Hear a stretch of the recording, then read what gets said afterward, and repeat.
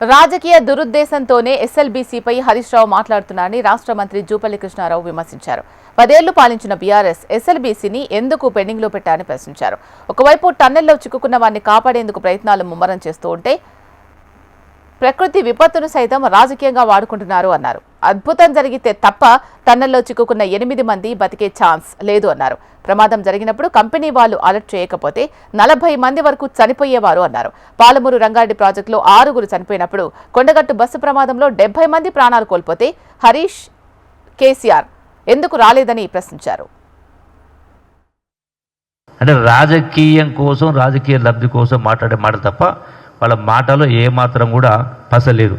పోనీ మీరేమైనా ఈ ప్రభుత్వం ఇచ్చిన ప్రకారం ఇటువంటి సంఘటన జరిగినప్పుడు రావడానికి పర్మిషన్ ఇచ్చి మీరు 100 మంది 100 వాహనాలు 200 వాహనాలు వచ్చి చేస్తే అక్కడ చర్యలకు ఇబ్బంది కాదా? అలో చేస్తే పరామర్శించడానికి వచ్చింది, పరామర్శించవచ్చు, చూడవచ్చు. మరి గతంలో ఇటువంటివి ఎన్ని జరిగినాయి? గతంలో ఇటువంటి సంఘటన జరిగినప్పుడు 1 కాదు 2 కాదు. గతంలో ఇదే పాలమూరు రంగారెడ్డిలో ప్రాజెక్టులో ఐ థింక్ సబ్జెక్టు కరెక్షన్ 6 మంది చనిపోయిండ్రు. 6 మంది 7 మంది వచ్చిందా? కేసీఆర్ వచ్చిండా? హరీష్ వచ్చిండా? అట్లాగే ఆ యొక్క పవర్ హౌస్ మునిగిపోయింది. అప్పుడు కూడా దాంట్లో 9 మంది అనుకుంటా. పవర్ హౌస్ మునిగిపోయింది. అప్పుడు వచ్చిండా కేసీఆర్? ఇప్పుడు రేవంత్ రెడ్డికి రాలేదన్నమాటారు. కేసీఆర్ వచ్చిండా?